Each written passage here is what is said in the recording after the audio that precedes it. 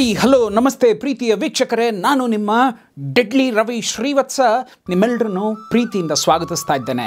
Last time ಹೇಳಿದ್ದೆ ಮುಹೂರ್ತ ಆಯಿತು. ಲಾಸ್ಟ್ ಟೈಮ್ ಹೇಳಿದ್ದೆ ಆದಿಯವ್ರನ್ನ ರಿಕ್ವೆಸ್ಟ್ ಮಾಡಿಕೊಂಡೆ that he has to be on sets at 6:30 ಅಂತ. ಈಗೇನಾಗಿದೆ, ಎಲ್ಲರೂ ಬಂದರು.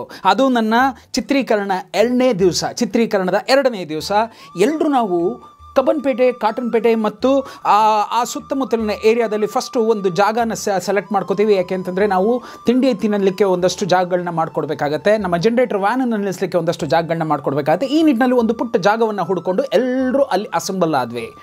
Every one they are on dot ಅಂತಾರಲ್ಲ, ಆ ಥರದಲ್ಲಿ ಬಂದುಬಿಟ್ಟಿದ್ದಾರೆ. Every one now we are waiting for one more character ಕಣ್ರಿ. ಈ ಕ್ಯಾರೆಕ್ಟರ್ ಯಾರು ಅಂತಂದರೆ, ನಾನು ನಿಮಗೆ ಲಾಸ್ಟ್ ಟೈಮ್ ಈ ಕ್ಯಾರೆಕ್ಟರ್ನ ಇಂಟ್ರೊಡ್ಯೂಸ್ ಮಾಡಬೇಕಾದ್ರೆ ಹೇಳಿದ್ದೆ, ಚೆನ್ನಾಗಿ ನೆನಪಿರಲಿ ಅಂತ. That was Praveen. ಅವನು ಬಂದು ಬಸವನ ಕ್ಯಾರೆಕ್ಟ್ರು ಮಾಡಬೇಕಾಗಿತ್ತು.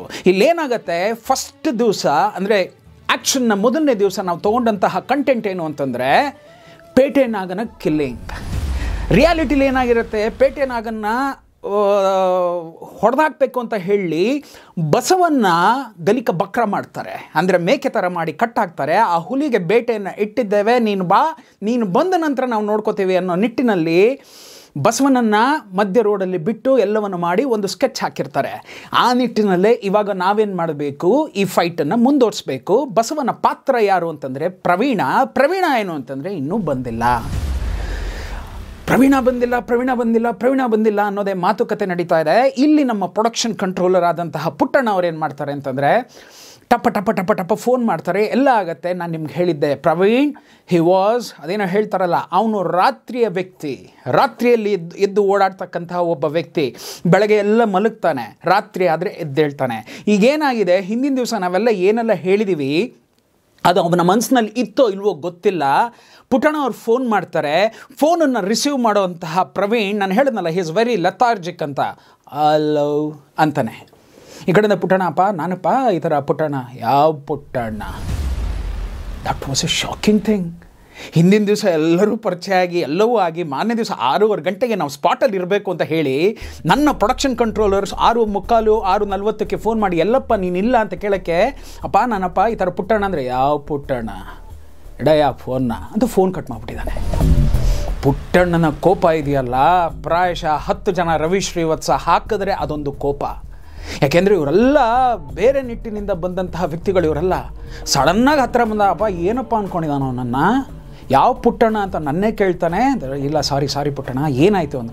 ಇಲ್ಲಪ್ಪ 6:40 ಆಗ್ತಾಯಿದೆ, ನಾನು ಬೆಳಗ್ಗೆಯಿಂದ ಅವರು 5:15 ಎಲ್ರಿಗೂ ಫೋನ್ ಮಾಡ್ತಾರೆ. ನಾನು ನಿಮ್ಗೆ ಇದ್ರ ಬಗ್ಗೆನೂ ಹೇಳಿದ್ದೆ, ಗುಡ್ ಮಾರ್ನಿಂಗ್, ಎದ್ದೇಳಿ, ಟೈಮ್ ಆಗುತ್ತೆ, ಬರಬೇಕು, ಈ ಥರ. ಅದನ್ನು ತುಂಬ ಚೆನ್ನಾಗಿ ಪಾಲಿಸ್ಕೊಂಡ್ಬರ್ತಾರೆ. ಇವತ್ತು ನನ್ನ ಜೊತೆ ಇದ್ದಾರೆ. ಅವ್ರು ಕೇಳ್ತಾರೆ, ಯಾರಪ್ಪ ಇವನು, ಏನು ಅಂದ್ಕೊಂಡಿದ್ದಾನಪ್ಪ ನನ್ನನ್ನು ಅಂತ ಅವ್ರು ಕೇಳ್ತಾರೆ. ಈಗ ಫಸ್ಟ್ ಡೇ ಕಿರಿಕ್ ಮಾಡ್ಕೊಳ್ಳೋಗಿಲ್ಲ, 1 ನಿಮಿಷ ಕೊಡಿ ಪುಟ್ಟಣ್ಣ ಅಂತ ಹೇಳಿ ಅವ್ರ ಫೋನನ್ನು ಇಟ್ಕೊಂಡು, ಯಾಕೆಂದರೆ ನನ್ನ ಫೋನಿಂದ ಮಾಡ್ಬೋದಾಗಿತ್ತು, ಉತ್ತರ ಬೇರೆ ಬಂದ್ಬಿಡುತ್ತೆ. ಆ ಫೋನಿಂದನೇ ಮಾಡಿದ ತಕ್ಷಣ, ರೇ ಯಾರ್ರೀ ನೀವು, ಯಾಕ್ರಿ ಬೆಳಗ್ಗೆ ಡಿಸ್ಟರ್ಬ್ ಮಾಡ್ತೀರಾ ಅಂತಂದ್ರು. ಲೇ ಪ್ರವೀಣ, ನಾನು ರವಿ ಶ್ರೀವತ್ಸ ಅಂದ ತಕ್ಷಣ ಸಾರ್ ಅಂತ ನೋಡಿ, ಅದು ಸಾರಲ್ಲ, ಸಾರ್ ಅಂತ ಬಂತು. ಮಲಗಿದೇನೋ ಇನ್ನ ಅಂತಂದರೆ, ಸಾರ್ ಮಲಗಿದ್ದೀನಿ ಸಾರ್ ಅಂತಾನೆ. ಎದೆ ಒಡೆದೋಯ್ತು ಕಣ್ರಿ.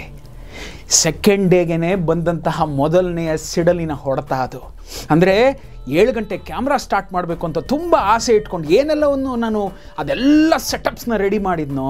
ಎಲ್ಲಿ ಇವನಿರೋದು BTM ಲೇಔಟ್ನಲ್ಲಿ, ಇವನೀಗ ಬರಬೇಕಾಗಿರೋದು ಕಬ್ಬನ್ಪೇಟೆ, ಕಾಟನ್ಪೇಟೆ ಈ ಏರಿಯಾಗೆ. ಮಿನಿಮಮ್ ಅಂತಂದ್ರು 45 ಮಿನಿಟ್ಸ್. ಅಂದರೆ ಮಲಗಿರ್ತಾನೆ, ಎದ್ದು ಸ್ನಾನ ಮಾಡಿ ಎಲ್ಲ ಮಾಡಿ ಬಟ್ಟೆ ಹಾಕ್ಕೊಂಡು ಬರಬೇಕು ಅಂದ್ರೆ 1 ಅವರ್ ಆಗಿಬಿಡುತ್ತೆ ಕಣ್ರಿ. ಅಲ್ಲಿಗೆ 7:45 ಆಗೋಗುತ್ತೆ. ಸೆಕೆಂಡ್ ಡೇನೇ ನನ್ನ ಎಲ್ಲ ಕನಸುಗಳಿಗೂ ಅದೇನೋ ಹೇಳ್ತಾರಲ್ಲ, ನೀರಲ್ಲಿ ಹೋಮ ಮಾಡ್ದಂಗೆ ಆಗ್ಬಿಡುತ್ತೆ. ಹೀಗಾಗಬಾರ್ದು ಅಂತ ಹೇಳಿ ಆಟ ಆಡ್ತಾ ಇದೆಯಾ ನೀನು ಪ್ರವೀಣ. ನೀವುಗಳಾಗಿ ಬರ್ತೀರಾ, ನಮಗೊಂದು ಚಾನ್ಸ್ ಕೊಡಿ ಅಂತ ಹೇಳ್ತೀರಾ. ಚಾನ್ಸ್ ಎಲ್ಲ ಕೊಟ್ಟಾದ ಮೇಲೆ ನೀವು ನಿಮ್ಮ ವೃತ್ತಿಗೆ ತೋರಿಸೋಂಥ ಒಂದು ನಿಯತ್ತು, ಧರ್ಮ ಅಂತ ಕೇಳಿದ್ರೆ, ಸಾರ್ ಮರ್ತುಬಿಟ್ಟೆ ಸಾರ್, ಬೆಳಗ್ಗೆ ಬಂದು ಮಲಗಿದಾಗ 5 ಗಂಟೆ ಅಂತ ಹೇಳ್ತಾನೆ. 1 ಅವರ್, ಇನ್ನು 1 ಅವರಲ್ಲಿ ನೀನು ಬರಲಿಲ್ಲ ಅಂದರೆ ಪ್ರವೀಣ ಸರಿ ಇರೋದಿಲ್ಲ, ತದನಂತರ ಏನು ಅಂತ ನಿನಗೆ ಚೆನ್ನಾಗಿ ಗೊತ್ತು ಅಂತ ಹೇಳಿ ಫೋನನ್ನು ಕಟ್ ಮಾಡಿಬಿಡ್ತೀನಿ. ಈಗ ವಿಧಿ ಇಲ್ಲ, ನಾನು ಮೊದಲು ಅವನ ಮೇಲಿಂದನೇ ಶುರು ಮಾಡಬೇಕು ಅಂತ ಆಸೆ ಪಟ್ಟಿದ್ದೆ. ಈಗ ಆ ಶಾಟನ್ನು ಪಕ್ಕಕ್ಕಿಟ್ಟು ಫಸ್ಟ್ ಏನು ಮಾಡ್ತೀನಿ ಅಂತಂದರೆ, ಅವನು ಆಲ್ರೆಡಿ ಬಂದಿದ್ದಾನೆ, ಈ ವಿಷಯವನ್ನು ತೊಗೊಂಡು ಹೋಗಿ ಪೇಟೆ ನಾಗನ್ಗೆ ತಲುಪಿಸುವಂಥ ಒಬ್ಬ ಹೆಂಚ್ಮನ್ ಕ್ಯಾರೆಕ್ಟ್ರು ಅವನನ್ನು ಕ್ರಿಯೇಟ್ ಮಾಡಿಕೊಂಡೆ. ಅವನನ್ನು ಇಟ್ಕೊಂಡು ಒಂದಷ್ಟು ಸ್ಟಡಿ ಕ್ಯಾಮ್ ಶಾರ್ಟ್ಸು, ಅವನು ಓಡ್ ಬರ್ತಾನೆ. ಪೇಟೆ ನಾಗ ಯಾವುದೋ ಒಂದು ಮಾಡಿ ಮೇಲಲ್ಲಿ ಒಂದು ಮೂಲೆ ಇದರಲ್ಲಿ ಜೋಪಡಿನಲ್ಲಿ ಮಲಗಿರ್ತಾನೆ. ಅವನು ಹೋಗಿ ಟಕ ಟಕ ಟಕ ಎಬ್ಬಿಸ್ತಾನೆ. ಏನು ಅಂತಂದರೆ ಬಸವ ಅಲ್ಲಿದ್ದಾನೆ. ಈ ಶಾರ್ಟ್ಸ್ ಎಲ್ಲ ತೆಗಿಬೇಕಾಗಿತ್ತಲ್ಲ. I started at 7. 7 ಗಂಟೆಗೆ ಶುರು ಮಾಡಿ ಇದನ್ನೆಲ್ಲ ಪಟ್ಟ ತೆಕ್ಕೊಂಬರ್ತಾ ಇದ್ದೆ. ಕಿಶೋರ್ ಅವರು ಬಂದಿದ್ರು ಕಣ್ರಿ. ಕರೆಕ್ಟಾಗಿ 6:45ಗೆ ಆ ಜೀವ ಬಂದು ಬಟ್ಟೆ ಹಾಕ್ಕೊಂಡು ಸುಮ್ಮನೆ ನೆಮ್ಮದಿಯಾಗಿ ನಿಂತಿದ್ರು. ಬರ್ದೇ ಇರೋಂಥ ಒಬ್ಬ ವ್ಯಕ್ತಿ ಇವನು. ತೆಗಿತಾ ಇದ್ದೀನಿ. ಒಂದಷ್ಟು ಗೊತ್ತಲ್ಲ, ಶಾರ್ಟ್ಸ್ ತೆಗಿಬೇಕಾದ್ರೆ ಒಂದಷ್ಟು ಟೈಮ್ ಬೇಕಾಗುತ್ತೆ. ಸ್ಟಡಿ ಕ್ಯಾಮು ಆ ಕಾಲ್ಗಳನ್ನು ಫಾಲೋ ಮಾಡಬೇಕಾಗತ್ತೆ. ಆ ಕಾಲ್ಗಳನ್ನ ಫಾಲೋ ಮಾಡಿ ಆ ಕಾಲ ಆ ಕಡೆ ಪಾಸ್ ಆಗ್ತಾ ಇದ್ದಂಗೆ ಮೆಟ್ಲುಗಳನ್ನ ಹತ್ಕೊಂಡು ಹೋಗ್ಬೇಕಾಗತ್ತೆ. ಅಷ್ಟು ಒಂಚೂರು ಕಷ್ಟಕರವಾದ ಶಾರ್ಟ್ಸ್ಗಳನ್ನೇ ಫಸ್ಟ್ ಕಂಪೋಸ್ ಮಾಡಿಕೊಂಡೆ. Let me see in what way I am driving my film ಅಂತ ಹೇಳಿ. ಸೊ ಎಲ್ಲವನ್ನೂ ಮಾಡಿದೆ. First shot was amazing. ಬಂದು ಎಲ್ಲ ಆಗಿ ಈ ಥರ ಬಂದಿದ್ದಾನೆ ಬಸವ ಅಂತ ಹೇಳ್ತಾರೆ. ಹೇಳಿದ ತಕ್ಷಣ ರಾಪ್ ಅಂತ ಫ್ರೇಮಿಗೆ ಬರುವಂಥ ಪೇಟೆನಾಗ ಅಲ್ಲಿಂದ ಪಕ್ಕದಿಂದ ಮೊಚ್ಚಳ್ಕೋತಾರೆ. ಅಲ್ಲಿಂದ ಹಿ ಗಿವ್ಸ್ ಅನ್ ಎಕ್ಸಿಟ್. ಅದಾಗೋಯ್ತು, ಎಲ್ಲವೂ ಆಯಿತು. ಬಂದ ಇವನು ಕರೆಕ್ಟಾಗಿ. I think it was 7:50 or something. 7:50ಕ್ಕೆ ಬಂದ. ನನ್ನನ್ನು ನೋಡ್ತಾ ಇದ್ದಂಗೆ ಎಲ್ಲಿ ಕಾಸ್ಟ್ಯೂಮು ಅಂತಂದೆ. ಸರ್ ಹಾಕೊಂಬರ್ತೀನಿ ಸರ್ ಅಂತಂದ. ಹೋದ. ಮೇಲ್ಗಡೆ ಮಾತ್ರ ಒಂದು ಜುಬ್ಬ ಥರ ಹಾಕ್ಕೊಂಡ, ಒಂದು ಜೀನ್ಸ್ ಪ್ಯಾಂಟು ಮೇಲ್ಗಡೆ ಜುಬ್ಬ ಎಲ್ಲವನ್ನು ಹಾಕ್ಕೊಂಡು ಸ್ಟ್ರೈಟಾಗಿ ಓಡ್ ಬಂದ. ಈಗ ಅವನನ್ನು ಒಂದು ಬೈಕ್ ಮೇಲೆ ನಿಲ್ಲಿಸಿ ಅವನ ಎದುರುಗಡೆ ಪಕ್ಕದಲ್ಲಿ ಇನ್ನೊಬ್ಬನ ನಿಲ್ಲಿಸಿ ಅವ್ನು ಸಿಗರೇಟ್ ಹತ್ತಿಸ್ಕೊರೋ ಥರ ಎಲ್ಲ ಒಂದಷ್ಟು ಶಾರ್ಟ್ಸ್ಗಳೆಲ್ಲ ತೆಗೆದು ಎಲ್ಲ ಮಾಡಿ ನೋಡ್ತಾನೆ. ಎದುರುಗಡೆ ಪೇಟೆನಾಗ ನಿಂತಿರೋದು ಗೊತ್ತಾಗತ್ತೆ. ಇಲ್ಲಿಂದ ಓಡೋದಕ್ಕೆ ಶುರು ಮಾಡ್ತಾನೆ. From here I started the chase. ಆ ಚೇಸನ್ನು ನಾನು ಇಲ್ಲಿ ನಿಮಗೆ ತೋರಿಸ್ತೀನಿ. ಡಿಫ್ರೆಂಟ್ ಕಬ್ಬನ್ಪೇಟೆ, ಕಾಟನ್ಪೇಟೆ ಸರ್ಕಲಲ್ಲಿ ಟಕ ಚೇಸ್ ಮಾಡ್ತಾ ಬರ್ತಾ ಒಂದು ಕಡೆ ಸ್ಕ್ರಾಪ್ ಯಾರ್ಡ್ ಅಂತ ಒಂದು ಕಡೆ ಇದೆ. ಅಂದರೆ ಅಲ್ಲಿ ಈ ಬಿಂದಿಗೆಗಳನ್ನೆಲ್ಲ, ಈ ಹಾಫ್ ಪೀಸ್ ಬಿಂದಿಗೆ ಆಗಿರೋದು ಅದಾಗಿರೋದು ಇದಾಗೆಲ್ಲ ಮೂಟೆ ಕಟ್ಟಿ ಅಲ್ಲಿ ಬಿಸಾಕಿರ್ತಾರೆ. ಅಲ್ಲಿ ಓಡ್ ಬರ್ತಾ ಗೊತ್ತಿಲ್ಲದೇನೋ ಕಿಶೋರ್ ಅವ್ರು ಸ್ಲಿಪ್ ಆಗಿ ಬಿದ್ದುಬಿಡ್ತಾರೆ. ಸೆಕೆಂಡ್ ಡೇನೇ ಕಿಶೋರ್ ಅವರು, ಅವ್ರಿಗೆ ಆ ರಿದಮ್ ಸಿಗಲಿಲ್ಲ ಅನಿಸುತ್ತೆ, ಇಲ್ಲ ಅಲ್ಲಿ ಏನಾದ್ರು ಎಡರು ಆಯಿತು ಅಂತ ಗೊತ್ತಾಗಲಿಲ್ಲ. ಬಂದಿದ್ದ ತಕ್ಷಣ ಅಲ್ಲಿ ಬಿದ್ದುಬಿಡ್ತಾರೆ. ಸಡನ್ನಾಗಿ ಯೂನಿಟ್ ಅವರೆಲ್ಲ ಓಡೋಗ್ತೀವಿ. ಏನಾಯ್ತಪ್ಪ ಅಂತ ಕೇಳ್ತೀವಿ. ಇಲ್ಲ ಸರ್, ಸಡನ್ನಾಗಿ ಅಲ್ಲೇನೋ ಒಂಚೂರು ಸ್ಲಿಪ್ ಆಯಿತು. ಸರಿ, ಡನ್. ಇನ್ನಿದ್ರ ಮೇಲೆ ಸ್ವಲ್ಪ ಪ್ರೊಸೀಡ್ ಮಾಡಬೇಕು ಅಂದರೆ ಇನ್ನೂ ಆತ ಓಡೋ ಶಾರ್ಟ್ಸ್ಗಳೆಲ್ಲ ಒಂದಷ್ಟಿದ್ದಾವೆ. Let me do one thing ಅಂತ ಹೇಳಿ ಏನು ಮಾಡಿದೆ ಅಂತಂದರೆ 8:45 ಏನೋ ಇರಬೇಕು, ಬ್ರೇಕ್ ಮಾಡಿದೆ. ಅಂದರೆ ಒಂದಷ್ಟು ಚಿತ್ರೀಕರಣದ ಎಲ್ಲ ವಿಷಯಗಳನ್ನು ತೆಗೆದು ಎಲ್ಲವೂ ಮಾಡಿ ಬ್ರೇಕ್ ಮಾಡಿ ಪ್ರವೀಣನ ಕೈ ಹಿಡ್ಕೊಂಡು ಪಕ್ಕಕ್ಕೆ ಕರ್ಕೊಂಡು ಹೋದೆ. ನನಗೆ break was not at all an important thing. Right from the first day to last day ನಾನು ಕುಂಬಳಕಾಯಿ ಹೊಡೆಯೋವರೆಗೂ ನನ್ನ ತಿಂಡಿ ಬಂದು ಒಂದೇ ಒಂದು ಚಪಾತಿ ರೀ. ಅದು ಒಂದು ರೋಲ್ ಮಾಡ್ಕೊಂಡು ಕೊಡ್ತು ಅಂತಂದರೆ ಅಲ್ಲೇ ಸ್ಪಾಟಲ್ಲಿ ಎಲ್ಲರೂ ತಿನ್ಕೋತಾ ಇದ್ದೆ. ನನ್ನ ಮಧ್ಯಾಹ್ನದ ಊಟ ಬಂದು ಒಂದು ಕಪ್ ಕೇಕ್ ಇಲ್ಲ ಒಂದು ಹನಿ ಕೇಕ್ ಅಷ್ಟೇ. ನನ್ನ ಒಂದು ಗುರಿ ಇದ್ದಿದ್ದೇನು ಅಂತಂದರೆ, ಬ್ರೇಕ್ ಅಂತ ಹೋಗಿ ಡೈರೆಕ್ಟ್ರು ಚೇರ್ ಮೇಲೆ ತನ್ನ ಅಂಡನ್ನು ಊರ್ದ ಅಂತಂದರೆ ಇಡೀ ಚಿತ್ರತಂಡ ರಿಲ್ಯಾಕ್ಸ್ ಆಗುತ್ತೆ.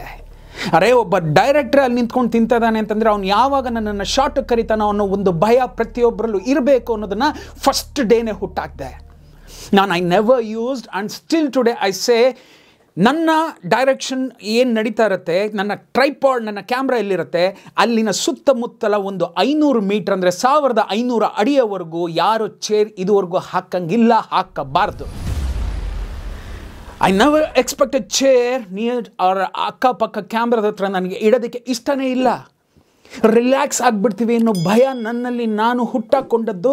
ಆ ಭಯಕ್ಕೆ ನಾನು ಹುಡುಕೊಂಡಂತಹ ಪ್ರಶ್ನೆಗಳು, ಉತ್ತರಗಳು ಅದೆಲ್ಲವೂ ಮಾಡಿ ಎಸ್, ಇದು ಇಲ್ಲಿ ಇರಬಾರ್ದು. ಇದು ಬಂತು ಅಂತಂದರೆ ಕೂತ್ಬಿಡ್ತಾರೆ, ಇದು ಕೂತ್ಕೋತು ಅಂತಂದರೆ ನನ್ನ ಚಿತ್ರ ಕೂತ್ಬಿಡುತ್ತೆ. ಎಲ್ಲರೂ talk they should be on the toes. Ready ಅಂದರೆ ರೆಡಿ ಅನ್ನೋ ಉತ್ತರ ನನ್ನಲ್ಲಿ ಬರಬೇಕು ಅಂತ ಏನು ಮಾಡಿದ್ದೆ ಅಂತಂದರೆ, ಚೇರ್ಗಳನ್ನ ಅವತ್ತು ಹಾಕಿಸ್ತಾ ಇರಲಿಲ್ಲ, ಇವತ್ತು ಹಾಕಿಸಲ್ಲ, ನಾನು ಕೋರೋದಿಲ್ಲ. ಈ ನಿಟ್ಟಿನಲ್ಲಿ ಅವನನ್ನು ಪಕ್ಕಕ್ಕೆ ಕರ್ಕೊಂಡು ಹೋಗಿದ ತಕ್ಷಣ ನನ್ನ ಮುಖ ನೋಡ್ದ, ಕೆಳಗಡೆ ತಲೆ ತಗ್ಗಿಸ್ದ. ಸರ್, ಸಾರಿ ಸರ್ ಅಂತಂದ. ನಿಮ್ಗಳಿಗೆಲ್ಲ ಇನ್ನೂ ಭವಿಷ್ಯವನ್ನು ಕಟ್ಕೊಳ್ಳುವಂತಹ ಒಂದು ಆಸೆ ಇದೆಯಾ ಇಲ್ವಾ? ಯಾಕೆ ಅಂತಂದರೆ ನನಗೂ ಅವನಿಗೂ ಒಂದು 7 ವರ್ಷ ಪ್ರಾಯಶಃ ಡಿಫ್ರೆನ್ಸು. ಅವನಿಗಾಗ 28, ನನಗೆ 35.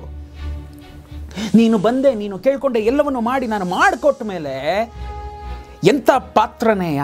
ನಿಮಗೆ ಚೆನ್ನಾಗಿ ನೆನಪಿರಬೇಕು ವೀಕ್ಷಕರೇ, ಬಸವ ಯಾರು ಅಂತಂದರೆ ಸೋಮನ ಸಮೇತ ತನ್ನ ಜೀವವನ್ನು ಕಳ್ಕೊಂಡಂತಹ ವ್ಯಕ್ತಿ ಬಸವ.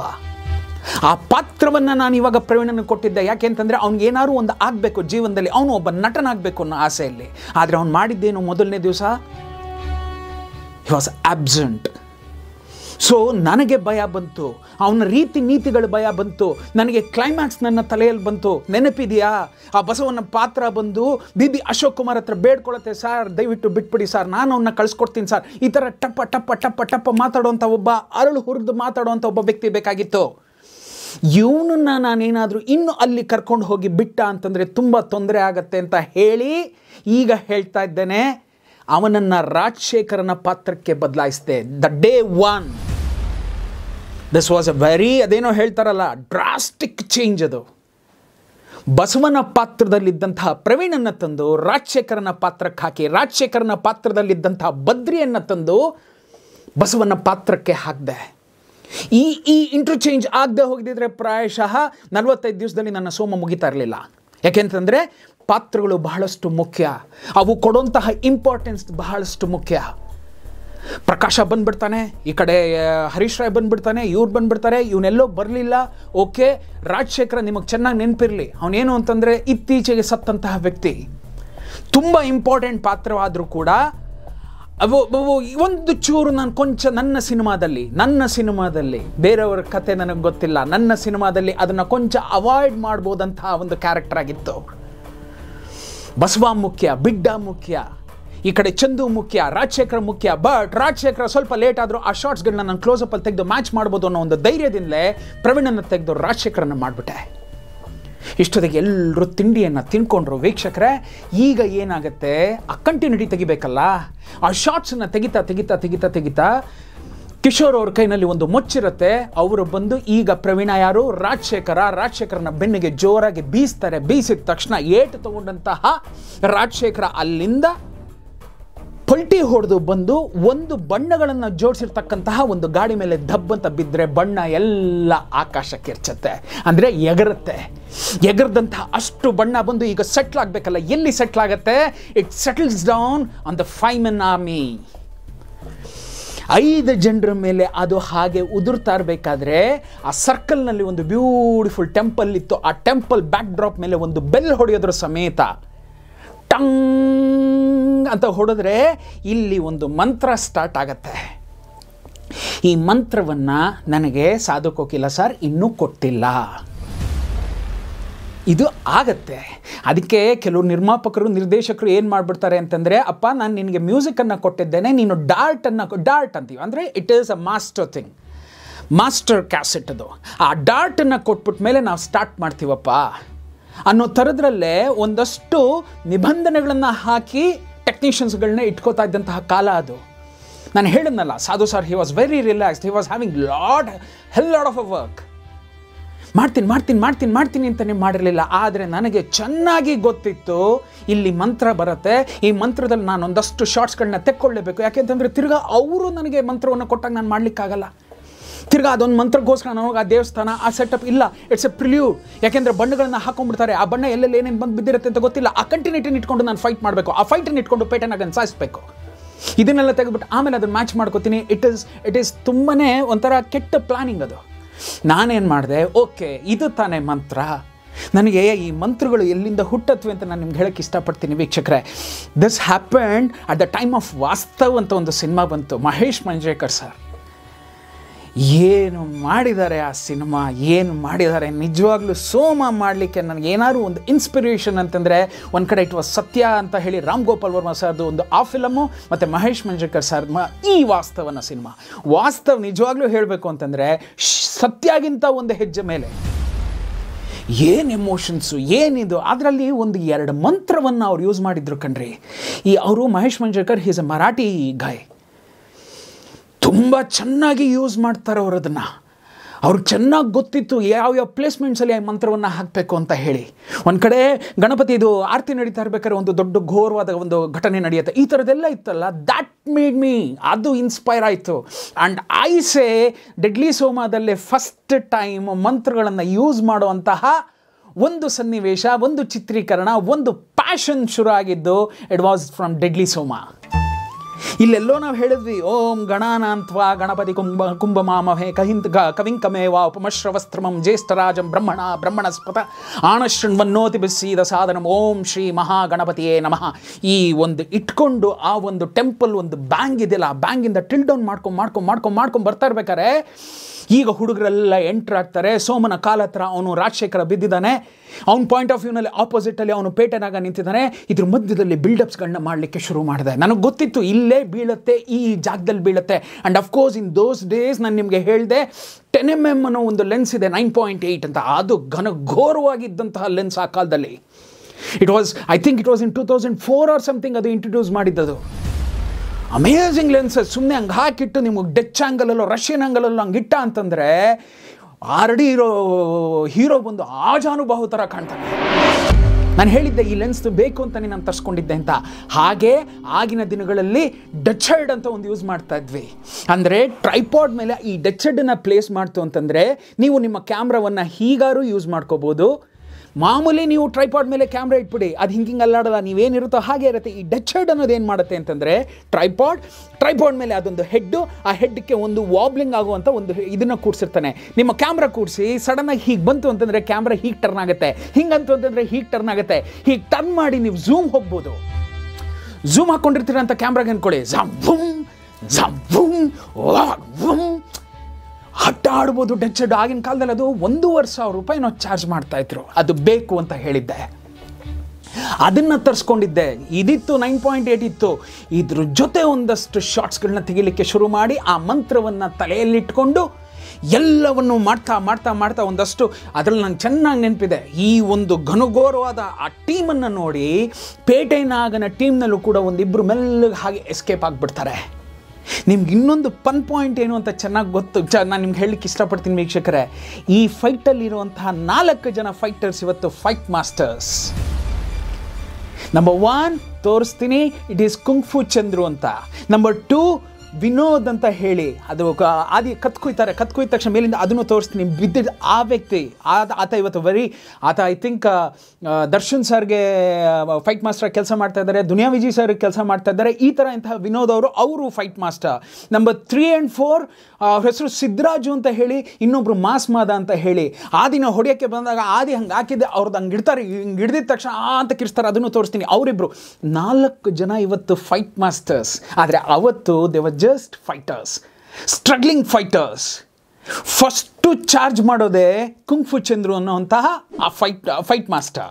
ಅವತ್ತು ಫೈಟರ್ ಅವ್ರು ಬಂದು ಚಾರ್ಜ್ ಮಾಡೋದ್ರಿಂದ now we start a beautiful action episode. ಇದಿಷ್ಟನ್ನು ನಾನು ಮಾಡಿದ್ದೆಲ್ಲಿ ಅಂತಂದರೆ ಲಾಸ್ಟ್ ಟೈಮೇ ನಾನು ಹೇಳಿದ್ದೆ, ನಾನು ಮಾಡ್ತಾ ಇದ್ದಿದ್ದು ಹಾರ್ಟ್ ಆಫ್ ದ ಸಿಟಿ. ಪ್ರತಿಯೊಂದು ರೋಡನ್ನ ಬ್ಲಾಕ್ ಮಾಡಿ ಅಂತ ನೀವು ಈಗಲೂ ನೋಡಿ. ಅಲ್ಲಿ ಫುಲ್ಲು ಕಾಟನ್ಪೇಟೆ ಸರ್ಕಲ್ಲು, ಆ ಸರ್ಕಲ್ನ ಬ್ಲಾಕ್ ಮಾಡ್ತೀನಿ. ಬ್ಲಾಕ್ ಮಾಡಿದ್ರೆ ಆ ಕಡೆ ಜನ ಈ ಕಡೆ ಜನ ಎಲ್ಲ ಜನ, ಈ ಜನಗಳ ಮಧ್ಯದಲ್ಲೇ ಫೈಟ್ಗೆ ಲೀಡ್ ತೆಕ್ಕೊಂಬಿಟ್ಟೆ. ಲೀಡ್ ತೆಗೆದು ಆಗಲೇ ಗೊತ್ತಾಯಿತು ಇಲ್ಲಿ I want to thank my producer Jack Manju sir. I want to thank my ನಾನು ಹೇಳಿದ್ನಲ್ಲ SPR ಗ್ರೂಪ್ನ ಕೃಷ್ಣ ಸರ್. ಅಯ್ಯೋ ಇವರೆಲ್ಲ ಇಲ್ಲದೆ ಹೋಗಿದ್ದರೆ ಪ್ರಾಯಶಃ ಆ ಒಂದು ಸರ್ಕಲಲ್ಲಿ ಶೂಟಿಂಗ್ ಮಾಡೋಕ್ಕೆ ಸಾಧ್ಯನೇ ಇಲ್ಲ. ನಾ ಭೂತೋ ನಾ ಭವಿಷ್ಯತೆ. Superb permissions, superb. ನನಗೆ ಅಂತಲೇ ಒಂದಷ್ಟು ಜನ ಪೊಲೀಸ್ ಆಫೀಸರ್ಸ್ ಬಂದು ಆ ಸ್ಪಾಟಲ್ಲಿ ನಿಂತಿದ್ರು. ಗಣೇಶ್ ಅನ್ಸುತ್ತೆ, ಅವ್ರು ಯಾರೋ ರನ್ನರ್ ಅನ್ಸುತ್ತೆ ಪೊಲೀಸ್ ಡಿಪಾರ್ಟ್ಮೆಂಟ್ ಟೀಮಲ್ಲಿ, ಅವರು ಬಂದಿದ್ದರು. ಇನ್ನೊಂದಷ್ಟು ಜನ ಬಂದಿದ್ದರು. ಎಲ್ಲ ನಿಂತಿದ್ದಾರೆ ಆ ಸರ್ಕಲಲ್ಲಿ ಇದ್ದಾರೆ. ಸರ್ ನೀವು ಮಾಡಿ ಸರ್, ಚೆನ್ನಾಗಿ ಮಾಡಿ ಸರ್ ಅಂತ. ಸೊ ಅದೆಲ್ಲ ಆಯಿತು. ಯಾಕೆಂತಂದರೆ BB ಅಶೋಕ್ ಕುಮಾರ್ ಸರ್ ಮೇಲೆ ಅಷ್ಟು ರೆಸ್ಪೆಕ್ಟ್ ಇತ್ತು ರೀ, ಅಷ್ಟು ರೆಸ್ಪೆಕ್ಟ್ ಇತ್ತು ಇಡೀ ಡಿಪಾರ್ಟ್ಮೆಂಟಲ್ಲಿ. ಅಯ್ಯೋ ನಮ್ಮ ಸಾಹೇಬರು ಮಾಡಿದಂಥ ಒಂದು ಸಿನಿಮಾ, ಆ ಎನ್ಕೌಂಟರ್ನ ಒಂದು ಸಿನಿಮಾ ಇವತ್ತು ಇದಾಗ್ತಾ ಇದೆಯಲ್ಲ, ನಾವೆಲ್ಲ ಸಾಥ್ ಕೊಡಬೇಕು ಅಂತ ಹೇಳಿ ಅಲ್ಸೂರ್ಗೇಟ್ ಪೊಲೀಸ್ ಸ್ಟೇಷನಿಂದ ಬಂದಿದ್ರು ಎಲ್ಲರೂ, ಈ ಕಡೆ ಕಬ್ಬನ್ಪೇಟೆ ಪೊಲೀಸ್ ಸ್ಟೇಷನಿಂದ ಬಂದಿದ್ರು ಎಲ್ಲರೂ.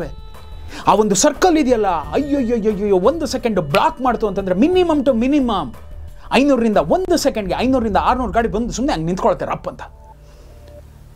ಇದಾದಮೇಲೆ ಮಂತ್ರವನ್ನೆಲ್ಲ ಮುಗಿಸಿ ಆದಮೇಲೆ ಸ್ಟ್ಯಾಬಿಂಗ್ ಇದೆಯಲ್ಲ, ಅದ್ರದ್ದು ಇನ್ನೊಂದು ಎಪಿಸೋಡ್ ಇದೆ, ಅದರದ್ದೇ ಬೊಂಬಾಟಾಗಿದೆ. ಇದೆಲ್ಲವೂ ಆಯ್ತಲ್ಲ, ಆ ಬ್ಲಾಕ್ ಮಾತ್ರ ಅಲ್ಲಿ ಶೂಟ್ ಮಾಡಿಕೊಂಡು ಫೈಟ್ಗೆ ಲೀಡನ್ನು ಕೊಟ್ಟು ಆ ಫೈಟನ್ನು ಟೋಟಲ್ ಆಗಿ ಇನ್ನೊಂದು ಕಡೆ ಸರ್ಕಲ್, ಅಂದರೆ ಅಲ್ಲಿ ಎಲ್ಲೂ ಜನ ಇಲ್ದಿರೋ ಜಾಗದಲ್ಲಿ ಶೂಟ್ ಮಾಡ್ತಾ ಇದ್ದೀವಿ.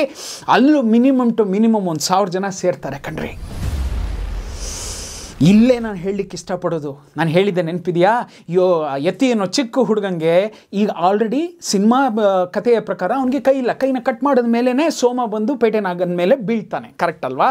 ಈಗ ಫಸ್ಟ್ ಡೇನೇ ಆ ಹುಡುಗ ಬರಬೇಕು, ಆ ಹುಡುಗಂಗೆ ಏನು ಅಂತಂದರೆ ಅರ್ಧ ತುಂಡಾಗಿರೋ ಕೈನ ನಾವು ಕಟ್ಟಬೇಕು, ಅವನ ಕೈಯನ್ನು ಹಿಂದೆ ಇದು ಮಾಡ್ಕೋಬೇಕು, ಅದಕ್ಕೆ ಶರ್ಟ್ ಹಾಕಬೇಕು. ಇವನು ತುಂಬ ಚಿಕ್ಕ ಹುಡುಗ, ನಮ್ಮ ಆನಂದ ಹೋಗಿ ಆರ್ಟ್ ಡೈರೆಕ್ಟರ್ ಅಲ್ವಾ, ಅವ್ನು ಹೋಗಿದ ತಕ್ಷಣ ಆ ಕೈಯೆಲ್ಲ ತಂದಿದ್ದಾನೆ, ಆರ್ಟಿಫಿಷಿಯಲ್ ಕೈಯೆಲ್ಲ ತಂದಿದ್ದಾನೆ, ಹೋಗಿ ಕಟ್ತಾ ಇದ್ದಾನೆ, ಅದಕ್ಕೆಲ್ಲ ಬ್ಯಾಂಡೇಜ್ ಎಲ್ಲ ಹಾಕಿ ನಿಲ್ಲಿಸ್ತಾ ಇದ್ದರೆ, ಅಮ್ಮ ಏನಮ್ಮ ಇದು ಈ ಥರ ಎಲ್ಲ ಇರುತ್ತಾ? ಅವನಿಗೇನು ಅಂದರೆ ಶೂಟಿಂಗ್ ಮೇಲೆ ಕ್ಯೂರಿಯಾಸಿಟಿ, ಅವ್ನು ಇದನ್ನು ಮರ್ತುಬಿಟ್ಟ, ಅಮ್ಮ ಏನಿದು ಕೈ ಹಿಂಗಿದೆ ಅಂತ ಹಿಂಗೆ ಅಲ್ಲಾಡಿಸ್ತಾನೆ, ಅದು ಬ್ಯಾಂಡೇಜ್ ಬಿಚ್ಕೊಂಡ್ಬಿಡುತ್ತೆ. ಇವ್ನು ನಮ್ಮ ಆನಂದ, ಪಾ ದೇವ್ರೆ ಸುಮ್ಮನೆ ಇರಪ್ಪ, ಸ್ವಲ್ಪ ಅದು ಸರಿಯಾಗಿ ಕೂಡಿಸ್ಬೇಕು, ಅಲ್ಲಿವರೆಗೂ ಸುಮ್ಮನೆ ಇರಪ್ಪ.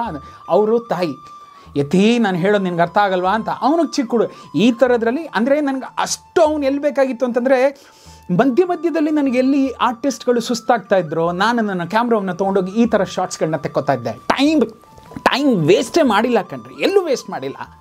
ಆ ನಿಟ್ಟಿನಲ್ಲಿ ಅವನ್ನೆಲ್ಲ ಹಾಕಿ ರೆಡಿ ಮಾಡಿದರೆ, ನಾವು ಐ ವಾಂಟ್ ಟು ಟೆಲ್, ಇವ್ರು ಯಾರು ಅಂತಂದರೆ ನಮ್ಮ ಜೈಮಾಲಾ ಮೇಡಮ್ ಇದ್ದಾರಲ್ಲ, ಅವ್ರ ಅಕ್ಕನೋ ತಂಗಿನೋ ಇಲ್ಲ ಕಸಿನ್ ಸಿಸ್ಟರ್ ಅನ್ಸುತ್ತೆ, ಅವರು ಬಂದು ಯತಿ ಅವರ ತಾಯಿಯ ಪಾತ್ರವನ್ನು ಮಾಡ್ತಾರೆ. ಅವರು ಕೂಡ ನೋಡಿ ಆ ಯತಿಯಿಂದ ಓಡಿ ಬರುವಂಥ ಒಂದಷ್ಟು ಶಾರ್ಟ್ಸ್ಗಳನ್ನ ತೆಗ್ದೀನಿ. ಆ ಮಹಾನ್ ತಾಯಿ ಅವರು ಇವ್ರನ್ನೆಲ್ಲ ಇಟ್ಕೊಂಡು ಈ ಫೈಟನ್ನು ನಾವು ಕಂಪೋಸ್ ಮಾಡಿದ್ದು. ನನಗೆ ಚೆನ್ನಾಗಿ ನೆನಪಿದೆ, ಯಾವಾಗ ಕುಂಫು ಚಂದ್ರು ಬಂದು ಅಟ್ಯಾಕ್ ಮಾಡ್ತಾರೋ ಅವ್ರನ್ನೆಲ್ಲ ಬ್ಲಾಕ್ ಮಾಡಿ ಆದಿ ಹೊಡೆದ್ರೆ, ದ ಸೆಕೆಂಡ್ ಶಾಟ್ ಏನು ಅಂತಂದರೆ, ಕಾರ್ ಇಟ್ಟಿದ್ದೀವಿ, ಕಾರ್ ಒಳಗಡೆಯಿಂದ ಕುಂಫು ಚಂದ್ರು ನುಗ್ಗೊಂಬರ್ಬೇಕು, ಈ ಕಡೆ ಟೈರ್ ಮಧ್ಯದಲ್ಲಿ ಕ್ಯಾಮ್ರಾ ಫೇಸ್ ಮಾಡಿದ್ದೀವಿ, ಅವ್ರು ಒಳಗಡೆಯಿಂದ ನುಗ್ಗೊಂಬರ್ಬೇಕು. ಅಯ್ಯೋ ಆ ಹುಡುಗ ಪಾಪ ಬರ್ಬೇಕಾದ್ರೆ ಒಂದು ಸತಿ ಜೋರಾಗಿ ತಲೆ ಹೊಡ್ಕೊಂಡ. ಅದಾದ ಮೇಲೆ ಸೆಕೆಂಡ್ ಟೈಮ್ ಕ್ಲೀನಾಗಿ ಬಂದ, ಫುಲ್ಲು ನಮ್ದ್ರಲ್ಲಿ ಏನಾಗೋಯ್ತು, ಎಕ್ಸ್ಪೋಜರ್ ಏನೋ ಮಿಸ್ ಹೊಡೆದ್ಬಿಡ್ತು, ಫುಲ್ ಡಾರ್ಕ್ ಆಗೋಯ್ತು, ಅವ್ನು ಬಂದಿದ್ದೇ ಗೊತ್ತಾಗಲಿಲ್ಲ. ಪಾಪ 3ನೇ ಸಾರಿನೋ 4ನೇ ಸಾರಿನೋ ತಿರ್ಗಾ ಬಂದ ಆ ಹುಡುಗ. ಅದಾದ ಮೇಲೆ ಇಲ್ಲಿ ಇವಂದು ವಿನೋದ್ ಅವ್ರದ್ದು ತುಂಬ ಚೆನ್ನಾಗಿತ್ತು, ಅದು ಲೋ ಆ್ಯಂಗಲ್ ಹಾಕಿ ಒಂದು ಗ್ಲಾಸ್ ಟೇಬಲ್ ಎಲ್ಲ ರೆಡಿ ಮಾಡಿ, ಆ ಗ್ಲಾಸ್ ಟೇಬಲ್ ಕೆಳಗಡೆ ಕ್ಯಾಮ್ರಾ ಇಟ್ಟು, ಅದು ಇಟ್ ಈಸ್ 7mm 8mm ಅನ್ಸುತ್ತೆ ಅದು ಗ್ಲಾಸು, ಅದ್ರ ಮೇಲೆ ನಿಂತ್ಕೋಬೋದು, ಆರ್ಟಿಸ್ಟ್ ನಿಂತ್ಕೋಬೋದು. ಅದು ನಿಂತ್ಕೊಂಡು ಎಲ್ಲ ಮಾಡಿದ ತಕ್ಷಣ ತಿರ್ಗಾ ನಾವು ಒರೆಸ್ಕೊಂಡ್ಬಿಡ್ಬೇಕು, ಅದು ಸ್ಕ್ರಾಚ್ ಆಗಿಬಿಡ್ತು ಅಂದರೆ ಲೋ ಆ್ಯಂಗಲಲ್ಲಿ ಕ್ಯಾಮ್ರಾ ಇಟ್ಟರೆ ಸ್ಕ್ರಾಚಸ್ ಎಲ್ಲ ಕಾಣುತ್ತೆ. ಸೊ ಆ ನಿಟ್ಟಿನಲ್ಲಿ ಅದೊಂದು ಟೇಬಲ್ನ ರೆಡಿ ಮಾಡಿಸ್ಕೊಂಡಿದ್ದೆ, ಫುಲ್ಲು ಲೋ ಆ್ಯಂಗಲ್ ಹೋಗಿಟ್ಟ ಅಂದರೆ ಆಕಾಶದ ಮೇಲ್ಗಡೆ ಇಬ್ಬರು ಆರ್ಟಿಸ್ಟ್ ಕಾಣಬೇಕು, ಇಷ್ಟೇ, ಇದು ಇನ್ಯಾರು ಕಾಣಲ್ಲ, ಆ ಥರದ್ರಲ್ಲಿ ಅದೊಂದು ರೆಡಿ ಮಾಡ್ಕೊಂಡಿದ್ದೆ. ಸೊ ವಿನೋದನ್ನ ಕುಯ್ತಾರೆ, ಆ ಕುಯ್ಯ ತಕ್ಷಣ ಅವ್ನು ರೊಟೇಟ್ ಆಗಿ ಹಂಗೆ ಕೆಳಗಡೆ ಬಂದು ಬೀಳ್ತಾನೆ. ಇದಾದಮೇಲೆ ಇದ್ದಿದ್ದೇನು ಅಂತಂದರೆ, ನಾನು ನೋಡ್ತಾ ಇದ್ದೀನಿ ನಮ್ಮ ಕೆ ಡಿ ವೆಂಕಟೇಶ್ ಮಾಸ್ಟರ್ ಮಾಮೂಲಿ ಹೋಗ್ತಾ ಇದ್ದಾರೆ. ಅಂದರೆ ಅವ್ರಿಗೇನು ಅಂತಂದರೆ, ದೇ ಹ್ಯಾವ್ ಎ ಫಾರ್ಮುಲಾ, ಆ ಲೆಫ್ಟ್ ಅಟ್ಯಾಕ್, ಆ ರೈಟ್ ಅಟ್ಯಾಕ್, ಆ ಪಂಚ್, ಈ ಥರದ್ದೇನೋ ಒಂದಷ್ಟು ಇರುತ್ತೆ. ನಾನು ನೋಡಿದೆ, ನಂಗೆ ಯಾಕೋ ಮಜಾ ಸಿಗ್ತಾಯಿಲ್ಲ, it should be very crude, ಹೊಡೆದಿದ್ದು ಒಂದೊಂದು ಏಟಿಗೆ ಒಬ್ಬೊಬ್ಬ ಹೆಂಚ್ಮೆನ್ ಹೋಗಿಬಿಡ್ಬೇಕು ಅನ್ನೋದೇ ನನ್ನ ಫಾರ್ಮುಲಾ. ನಾನು ಆಲ್ರೆಡಿ ಅವ್ರು ಯಾರು ಕುಂಫು ಚಂದ್ರು ಹೊರಟೋಗ್ಬಿಟ್ರು, ವಿನೋದ್ ಕುಯ್ದಾಗೋಯ್ತು, ಇನ್ಯಾರೋ ಇಬ್ಬರು ಬರ್ತಾ ಇದ್ದಾರೆ. ಇದಾದ್ಮೇಲೆ ನಂಗೆ ಪೇಟನಾಗ ಹೋಗಬೇಕು, ನನಗೆ ಫೈಟ್ ಜಾಸ್ತಿ ಇರಬಾರ್ದು, ಕ್ರಿಸ್ಪಾಗಿರಬೇಕು, ಬಟ್ ಅಷ್ಟೇ ಟಫ್ ಆಗಿರಬೇಕು. ಇನ್ನು ಇವರು ಲೆಫ್ಟು ರೈಟು, ನಾನಂದೆ ಮಾಸ್ಟರ್ ಬನ್ನಿ ಇಲ್ಲಿ ಅಂತಂದೆ, ಏನು ಮಾಡ್ತಾ ಇದ್ದೀರಾ ಅಂತಂದರೆ, ಇಲ್ಲ ಸರ್ ಅವ್ರು ಅಟ್ಯಾಕ್ ಮಾಡ್ತಾರಲ್ಲ ಅದೆಲ್ಲ ಬೇಡ ಮಾಸ್ಟರ್, ಅವ್ನು ಬರಲಿ, ಬಂದಿದ್ದ ತಕ್ಷಣ ಒಂದೇಟಿಗೆ ಹೋಗ್ಬಿಡ್ಬೇಕು ಸರ್, ಇವ್ರ ಕೈಲಿ ಏನೂ ಇಲ್ವಲ್ಲ, ವೆಪನಲ್ಲೇ ಬಿದ್ದೋಯ್ತಲ್ಲ ಅಂತಂದರು. 2 ಕೈಗಳಿಗಿಂತ ಇನ್ನೊಂದು ಆಯುಧ ಬೇಕಾ? ಇಬ್ಬರು ಅವ್ರು ಅಟ್ಯಾಕ್ ಮಾಡ್ಕೊಂಡು ಬರ್ತಾ ಇದ್ದಾರೆ, ಅವ್ನು ಸಾಮಾನು ನಂಗೆ ಹಿಸ್ಕಿ ಅಂತಲೇ ಅಂದೆ. ದಿಸ್ ವಾಸ್ ದ ಲಿಟ್ರಲ್, ಅದೇನೋ ಹೇಳ್ತಾರಲ್ಲ, ಆ ಪದಗಳನ್ನ ಹಾಗೆ ಯೂಸ್ ಮಾಡಿದೆ. ರೌಡಿಗಳು ಇದಕ್ಕೆ ಕಲ್ಲು ಗಿಲ್ಲು ಯಾವುದಕ್ಕೂ ಕಾಯೆಲ್ಲ ಸಿಕ್ಕಿದ್ರಲ್ಲಿ ಹೊಡಿತಾರೆ ಮಾಸ್ಟರ್ ಅಂದರು. ಸೆನ್ಸಾರ್ ಅಂದರು, ಬಿಟ್ಟಾಕಿ ಅಂತಂದೆ. ನೀವೀಗಲೂ ನೋಡಿ, ಆದಿ ಅವರ ಕೈ ಅವರಿಬ್ಬರ ಮರ್ಮಾಂಗಕ್ಕೆ ಹೋಗಿ ಹಂಗೆ ಹಿಡಿದಿದ ತಕ್ಷಣ ಪುಷಾಕ್ ಅಂತೇಳಿ ಫ್ಲಾಶ್ ಹಾಕ್ತೀವಿ. ಫ್ಲಾಶ್ ಹಾಕಿದ ತಕ್ಷಣ ಇವರಿಬ್ಬರು ರಿಯಾಕ್ಷನು, ಕಟ್ ಮಾಡಿದ್ರೆ ಅವರಿಬ್ಬರು ರಿಯಾಕ್ಷನು, ಕಟ್ ಮಾಡಿದ್ರೆ ಪ್ರೊಫೈಲಲ್ಲಿ ಹಂಗೆ ನುಕ್ಕೊಂಡು ಹೋಗ್ತಾರೋ ರಿಯಾಕ್ಷನ್ನು, ಫ್ಲಾಶಸಲ್ಲಿ ಕಟ್ ಮಾಡಿ ಜೋರಾಗಿ ಹಂಗಂದ ಅಂತ ಕಿರ್ಸ್ತಾರೆ, ಅಷ್ಟೇ ಮುಗ್ದೋಯ್ತು. ನೋಡೋರಿಗೆ ಏನ ಅಂದರೆ ಅವತ್ತಿಂದ 1 ವರ್ಷ ಬೇರೆ ಥರ ಹೋಯ್ತು. ಅದು ಕೇರ್ ಮಾಡೋಂಗೆ ಇಲ್ಲ ರೀ. ರೌಡಿಗಳೆಲ್ಲ ಯಾರು ABCD ಇಲ್ಲ, ಅವರು ಪ್ರಾಣ ಉಳಿದ್ರೆ ಸಾಕು ಅನ್ನೋ ಮಟ್ಟದಲ್ಲಿ ಓಡ್ತಿರ್ತಾರೆ, ಹೊಡಿತಿರ್ತಾರೆ, ಕತ್ತರಿಸಾಕ್ತಿರ್ತಾರೆ. ಆವಾಗ ಕೆ ಡಿ ವೆಂಕಟೇಶ್ ಸಾರ್ ಸ್ವಲ್ಪ ಪ್ರಾಬ್ಲಮ್ ಆಗ್ಬೋದು, ನೋಡ್ಕೊಳ್ಳಿ ಸರ್, ನೀವು ಬಿಟ್ಬಿಡಿ ಈ ಸಿನಿಮಾನ ಅಂತಲೇ ಹೇಳಿದೆ. ಈ ಸಿನಿಮಾವನ್ನು ಸೆನ್ಸಾರ್ಗೆ ಹೋಗುತ್ತೋ, ಸೆನ್ಸಾರಲ್ಲಿ ಪ್ರಾಬ್ಲಮ್ ಆಗುತ್ತೋ, and those arithmetic, mathematics and all the formula, statistics ಅಂತ ಏನು ಕರೀತಾರೆ, ಅದನ್ನೆಲ್ಲ ಕತ್ತರಿಸಿ ಬಿಸಾಕಿ ಕ್ರೂಡಾಗಿರಲಿ ಮಾಸ್ಟರ್, ಕ್ರೂಡಾಗಿರಲಿ ಫೈಟ್ಸ್ ಎಲ್ಲ. ಆ ನಿಟ್ಟಿನಲ್ಲಿ ಯಾವಾಗ ಅವ್ರನ್ನ ವಾಡ್ದಂಗೆ ಹಿಸ್ಕಂಗೆ ಹಿಂದಕ್ಕೆ ಬಿಡ್ತೀವೋ, ಕಟ್ ಮಾಡಿದ್ರೆ ಕಿಶೋರ್ ಅವ್ರು ಎಂಟ್ರ್ ಆಗ್ಬಿಡ್ತಾರೆ. ಕಿಶೋರ್ ಅವ್ರು ಯಾವಾಗ ಎಂಟ್ರ್ ಆಗ್ತಾರೋ, ಅವರಿಬ್ಬರ ಮಧ್ಯೆ ನಡೆಯುವಂತಹ ಒಂದು ಫೈಟ್ ಇದೆಯಲ್ಲ, ದಟ್ ಫೈಟ್ ಇಸ್ ವೆರಿ, ಅದೇನೋ ಹೇಳ್ತಾರಲ್ಲ, it is not more of A fight, ಅದು ಒಂದು ಎಮೋಷ್ನಲ್ ಇದು ಅನಿಸುತ್ತೆ, ಸ್ಟ್ರಗಲ್ ಅನಿಸುತ್ತೆ. ಆದಿ ಅವ್ರಿಗೆ ಹೊಡಿತಾರೆ, ಇವ್ರಿಗೆ ಹೊಡಿತಾರೆ, ಅದು ಮಾಡ್ತಾರೆ, ಇದು ಮಾಡ್ತಾರೆ. ಆ್ಯಂಡ್ ಫೈನಲಿ ಎಲ್ಲೋ ಕಿಶೋರ್ ಅವ್ರಿಗೆ ಹೊಡೆದಾಗಲೂ ಕೂಡ ಆ ಕಿಶೋರ್ ಅವರು ಆ ಸೈಕೋ ನಗು ಅಂತ ಬರುತ್ತೆ, ಇಷ್ಟನ್ನ ನಿನ್ನ ಕೈಲಿ ಆಗೋದು ಅನ್ನೋ ಥರದಲ್ಲಿ ಟೆಂಪ್ಟ್ ಮಾಡ್ತಾರೆ. ಆದಿ ಫೈನಲ್ ಆಗಿ ಹೊಡೆದು ಎಲ್ಲ ಮಾಡಿ ಈಗ ಆ ಕತ್ತಿಯನ್ನು ತೆಗಿತಾರೆ ಕಣ್ರಿ.